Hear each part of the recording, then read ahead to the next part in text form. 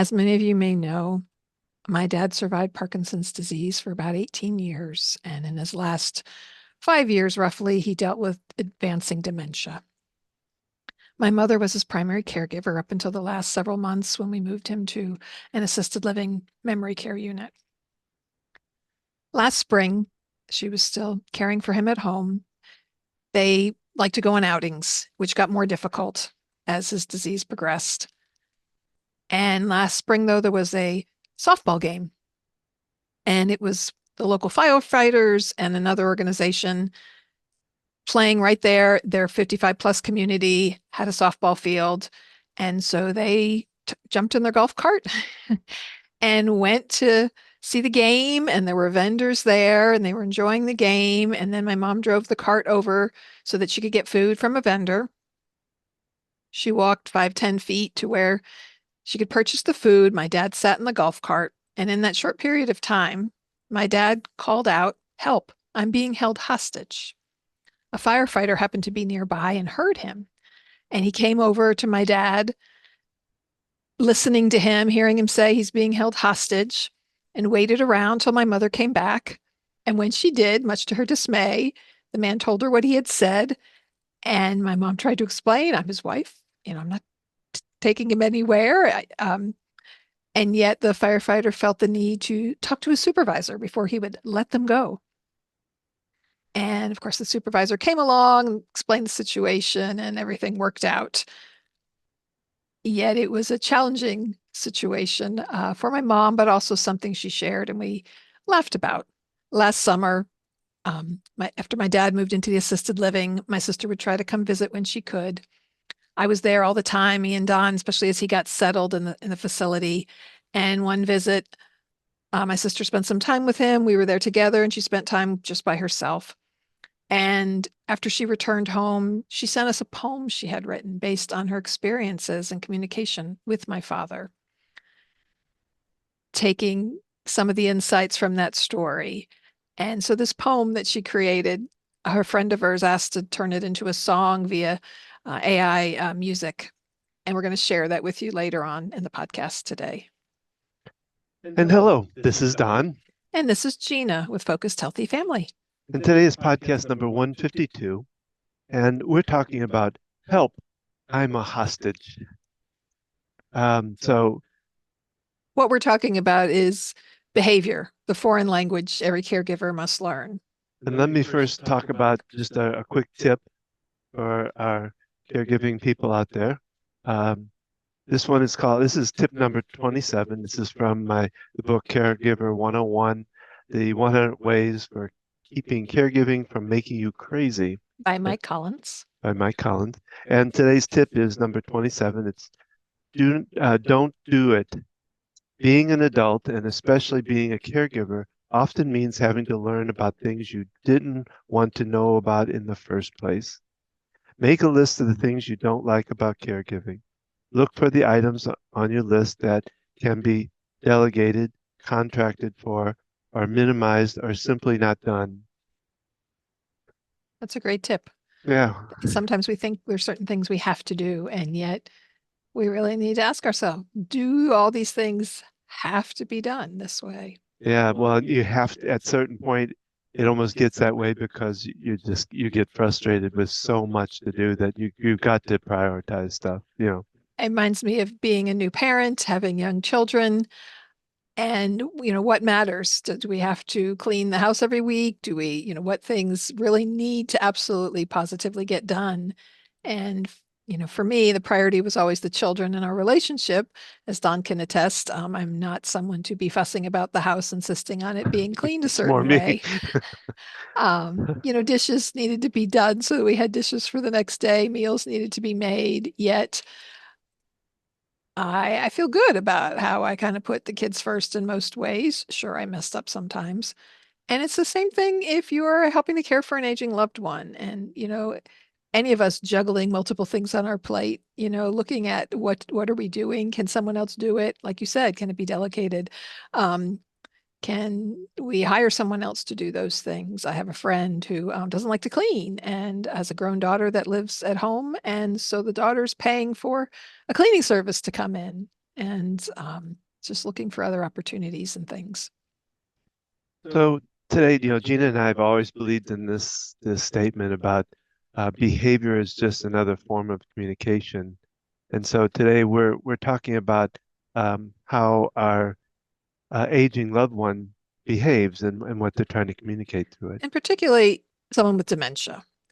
This is part of this information is from a talk we've prepared to give to support groups, dementia care, and so we wanted to share with you some ideas and new ways maybe of looking at this.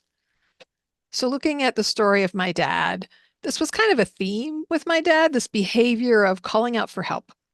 While he was living at home, he would also dart out the front door, sometimes in just his socks and minimal clothing, run to the neighbor. He had a neighbor next door he would frequently go to, and he'd just like to sit down and be heard and be listened to. And because of Parkinson's can affect cognition, not with everybody, but it did for my dad in the later years.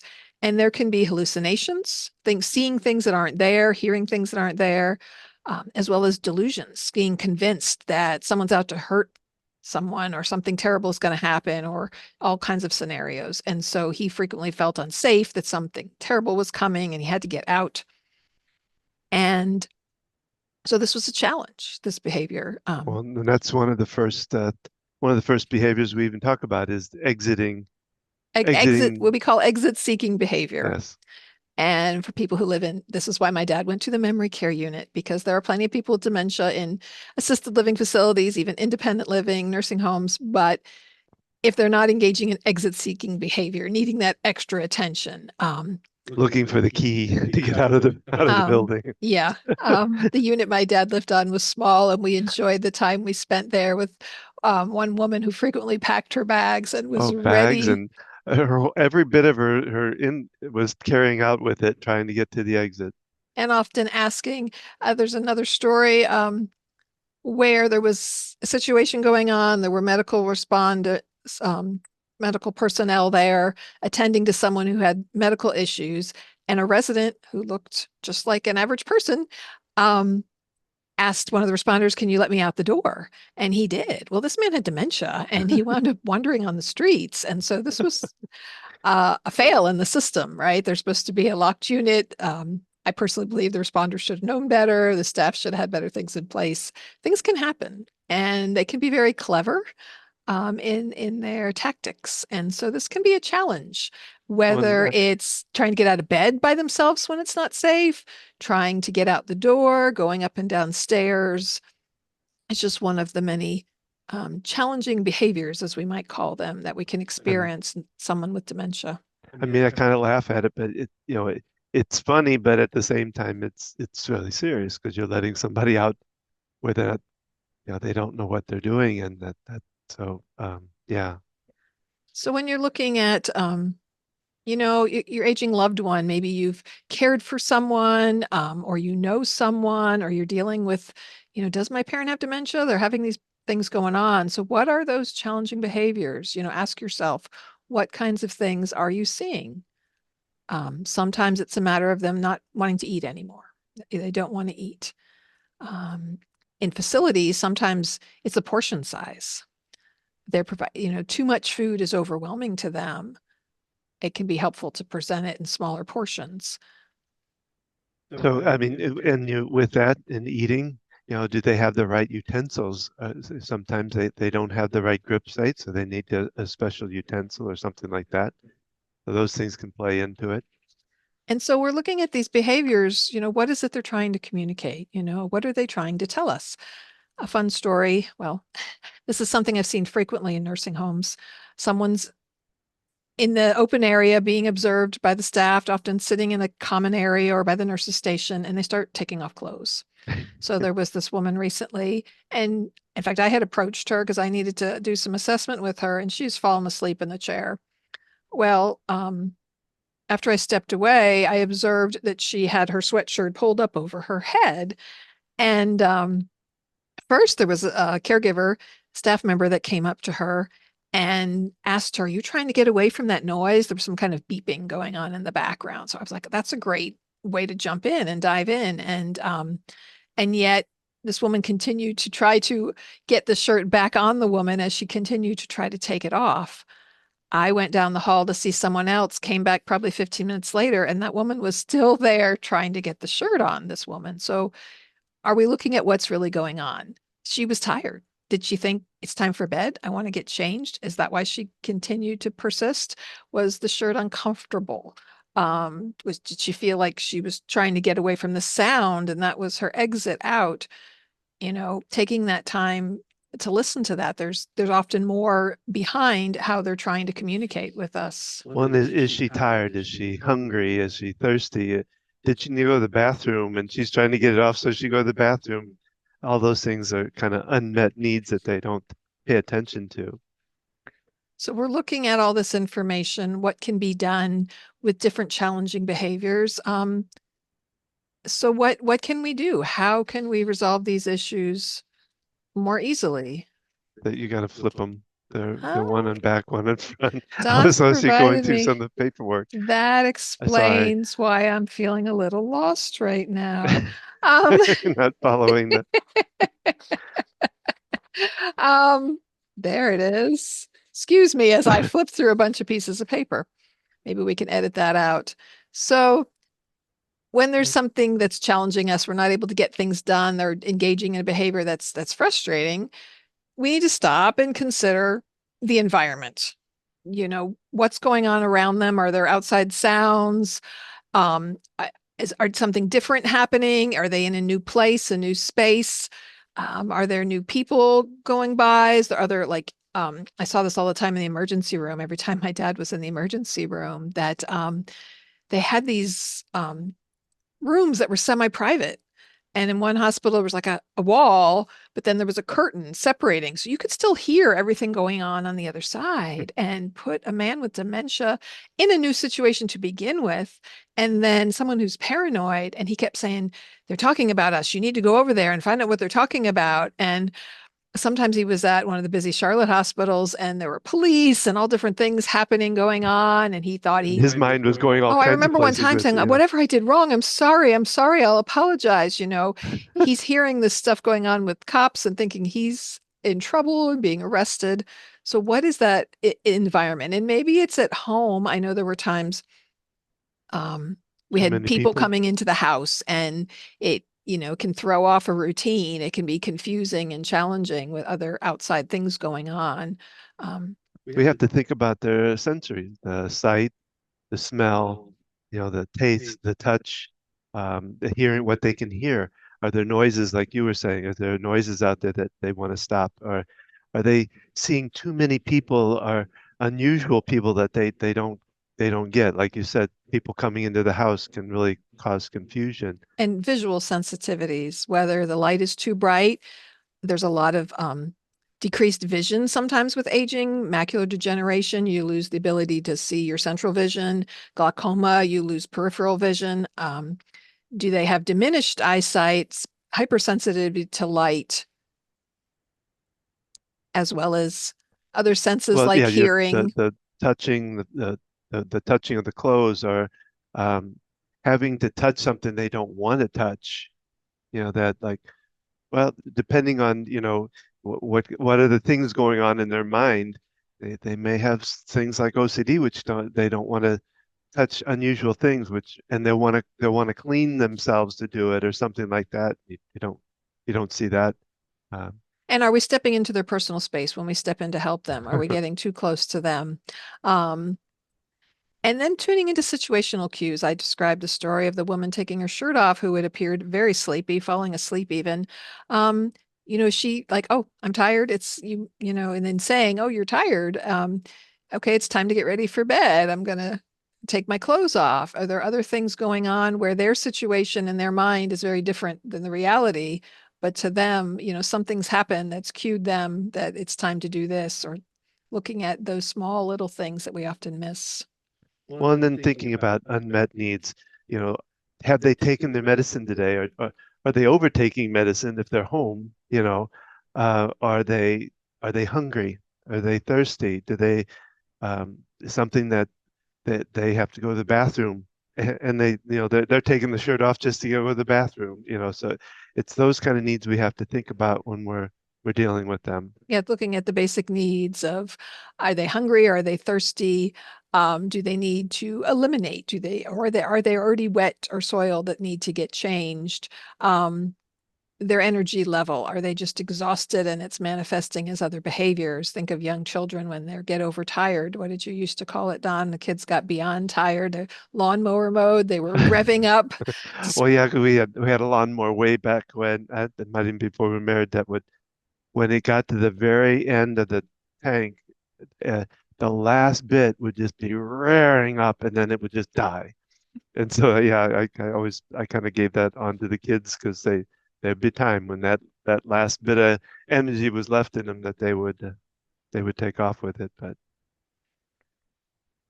And so, thinking about all these different things in mind, you know, what can we do about it?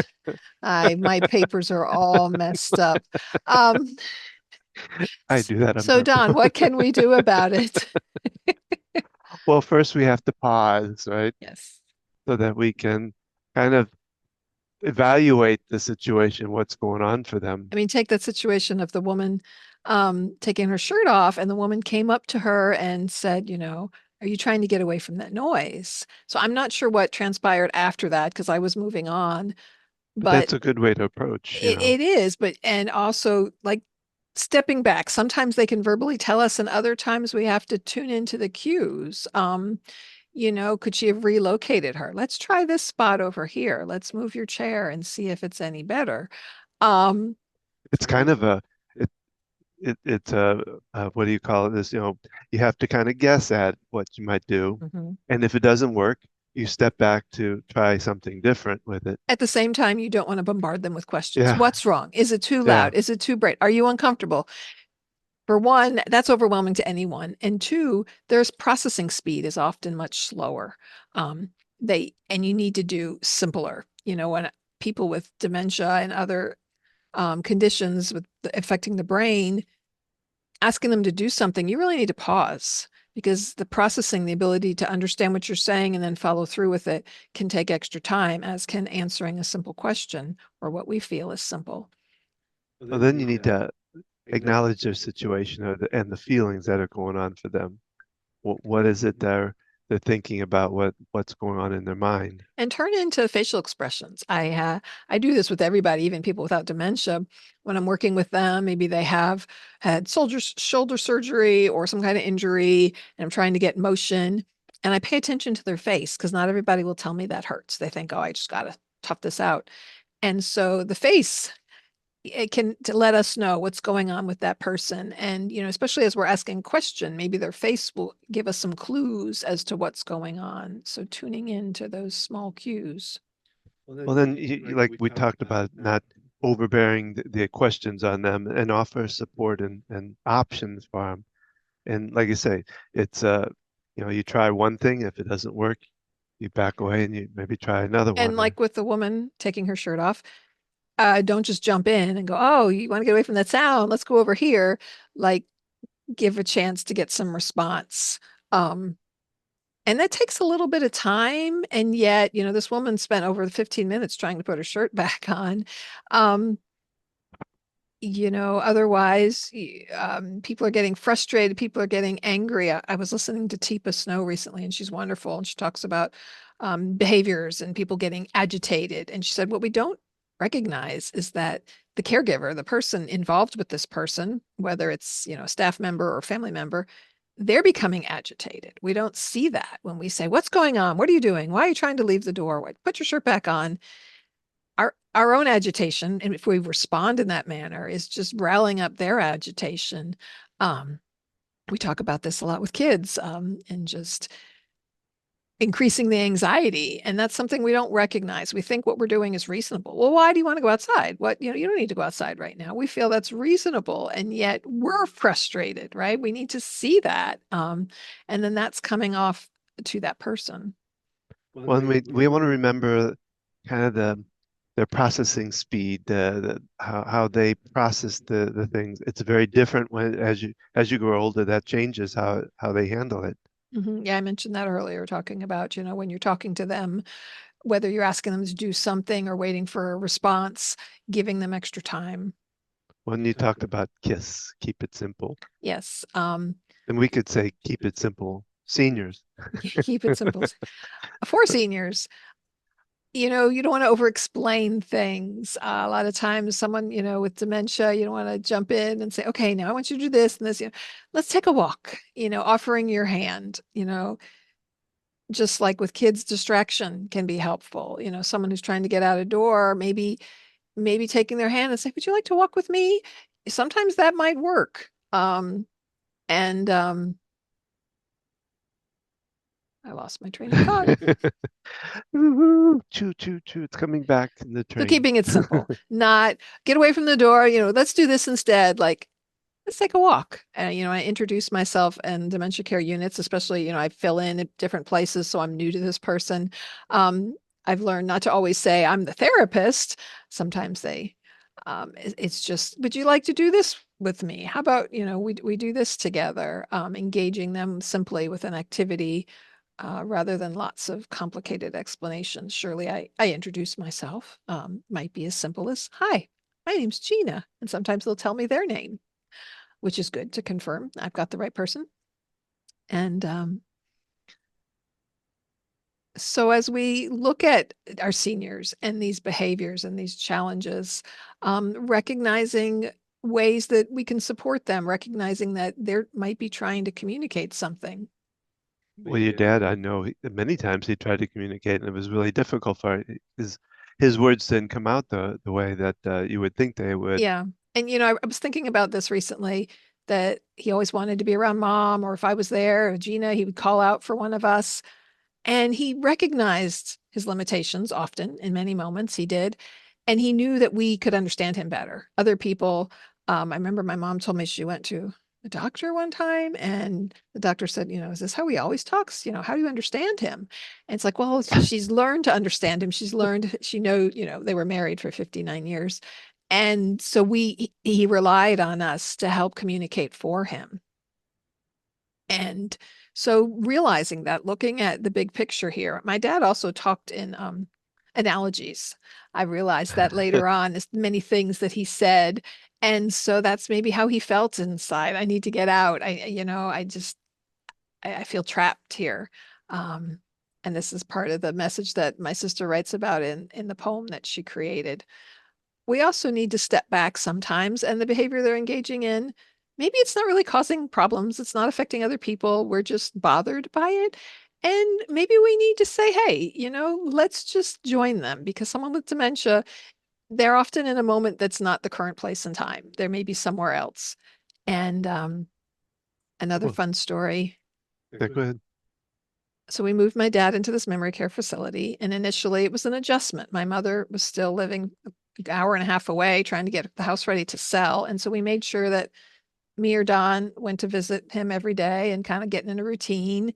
And often he was kind of forlorn and just frustrated. And I'd ask the staff about how he was doing. So one day I came in, it was shortly before lunchtime, and they said, yeah, your dad called us into the office and said he needed to talk to all us and said he needed to talk about finances. And so I'm thinking in my head about this, and I'm like, okay, my dad was a financial planner, and it was the 80s, and he would bring clients in by hosting seminars. And he'd have it at a place where they'd serve a meal, and people would come, enjoy the meal, listen to his presentation, and then from this, he could gain clients. And so, in sitting down with my dad that day, I realized he's giving a presentation, he's preparing for one of his seminars. And so I sat with him and he's talking about, can you help me in the finances? And we need to do this and we need to do that. And I said, well, let's wait for the food to come. And I kept reiterating that.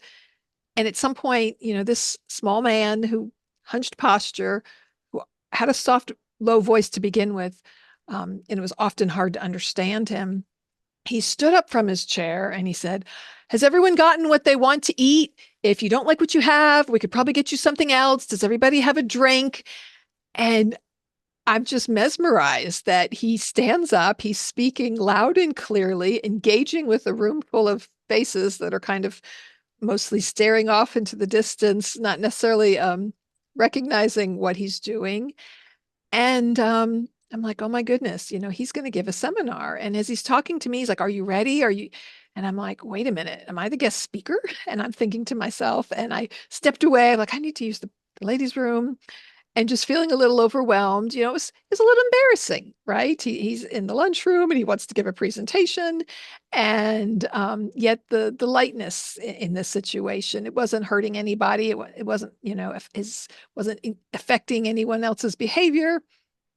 And, what I did is I went back, and somehow he started eating, and I returned as he was eating his food. Yet there was an opportunity there that I could have joined in with him. I could have said, okay, so what are the points I need to cover? And I could have gotten paper and written things down. At the same time, I did enjoy, the moment and seeing him feeling so confident. And with Parkinson's dementia, people don't really disappear the way someone with Alzheimer's does, where they kind of really, yes, there's quite a period of time where they're in and out. But then, with the advanced stages, they're kind of, for the most part, kind of in another place or in their own world. And with my dad, at least in his Parkinson's and dementia, there were many, many moments he was aware that he wasn't able to express himself and he wasn't clear. And so for this little moment in time, he had the joy of thinking he was giving a seminar, and just the lightness in his, and just enjoying that moment was a treat, was a gift. So today we talked about communication and how behavior is a form of that, and how it affects our loved ones and what we do with them and how we communicate with them. And there's so many factors involved. And that's where, if you reach out to Don and I, we'd love to consult with you, share this information with other loved ones, listen to our other podcasts. But to work with someone one-on-one is a really special thing, to get to know them and their environment and situation, and help you kind of suss out these challenges and find new solutions to it. So please join us every Thursday for our podcast. You can learn more at focusedhealthyfamily.com. You can see our information, contact information for us, information about Don's tapping sessions that he's been doing about twice a month, just a quick group online tapping that you can join in for free, and the other resources that we have. Of course, you find us on Facebook, Instagram, YouTube, all at Focused Healthy Family. And today we're doing something a little different. We'd like to close out the podcast.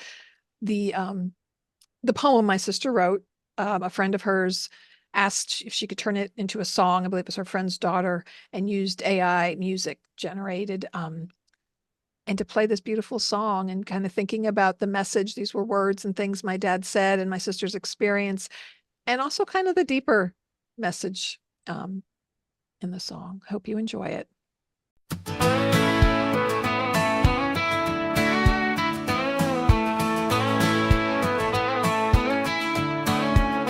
It's a difficult journey, others might know, watching and wincing as the villain takes hold. It's like an invasion he didn't invite, his ghosts and demons whispering lies. Help, I'm a hostage, he said to the man. We're trying our best to map out a plan, frustrated and helpless, adrift on this boat. Time's taking its time while the flicker dims low.